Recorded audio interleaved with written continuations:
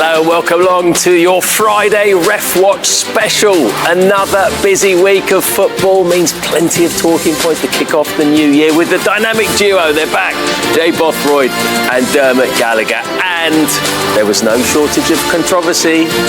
We should not be playing with 10 man. It doesn't make any sense right now. What I receive as explanation for me doesn't make sense. Thiago up against Romero.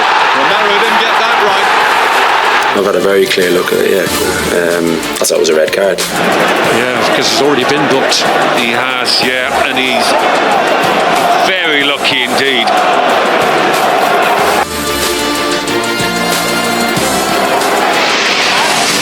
Right, we're going to talk about that one very, very shortly. But you guys all right? Very good, thank Big you. New Year's Eve? No. I didn't think you would have. Too old for that. Yeah. Far too old. Me too, but I still had a big one anyway. I'm still recovering. Right, let's get into that big decision then, guys, that we just saw there. Huge talking point, Arsenal's win over Aston Villa on Tuesday night. Lots of Villa fans asking why Darren England did not produce a second yellow card for Mikel Merino here for pulling back Morgan Rogers. He's not trying to play the ball. Did Arsenal really get away with one, Dermot? Definitely. You see that, the evidence is clear. You know, he pulls him back, he locks his arm, stops him making a promising attack. He's already on a yellow card. All I can think is Darren's on the wrong side. He doesn't see that. He just gives a foul. But once he gives a foul, he can see that he's away. So I think he's very, very lucky. Yeah, no, I definitely agree on that one as well. Obviously, Morgan Rogers has turned Moreno really well. And like Dermot said there, he's on the opposite side, so he can't see him holding his arm. But there's no doubt about it. That should have been a second yellow card. I think our producer Dean came up with a good way to describe it. He called it an arm bar. You watch MMA, UFC, and you trap the arm like that. He had it all straightened out. I was watching it nervously, probably like you were. It was 2-0 at the time, Jay. Yeah. Do you think this could have made a difference if he'd been sent off? Yeah, it definitely could make a difference. I mean, listen, we've seen Aston Villa make some really good comebacks this year, a lot of comebacks as well. So it definitely could have made a difference. But it's one that Arsenal got away with, and obviously Merino is very fortunate. Yeah, I guess we'll never know. It's one of those questions, isn't it? We're seeing more and more of these decisions, aren't we? We saw it, didn't we, with City? They probably got lucky with Ruben Dias not getting a second yellow against Forest early in the second half. And VAR checks are being considered by FIFA for this summer's World Cup. So how long before we might see checks for second yellows in the Premier League? And do you think that's a good thing? Well, the Premier League can't go first. IFAB have to decide.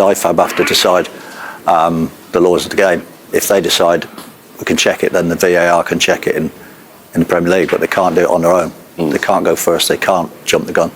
Yeah, no, I think so as well. I think it will be good for football because there are some unfortunate decisions that have happened on both ways, 4 red cards and not. But I think that is something that makes the game better, so I'm all for that. It slows the game down a bit more, though, doesn't it?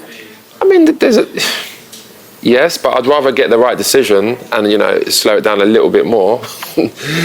Yeah.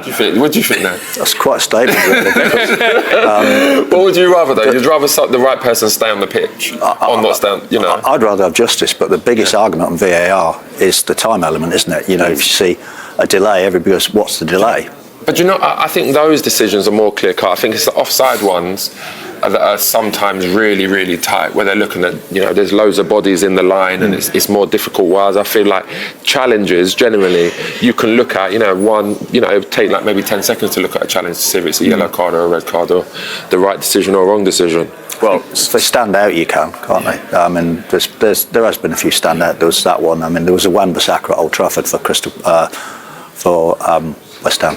He should have had a second yellow card. That would have been very, very quick. Yeah. Well, speaking of time and how long it takes, we had a long VAR check for offside on Arsenal's third goal, which Leandro Trossard scored. Here it is.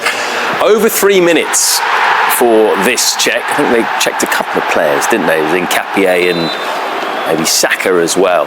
We've got semi-automated offside technology, Dermot. So why did this take so long, do you think? It's because of Nketiah, without doubt. If you look, this is the one that's so tight. Once that's played in, there's that one, and then the ball comes in for Saka, but Saka doesn't take part in the move. So it becomes very elongated. But Jay's just said, if we get the right decision, and it was the right decision, it was offside.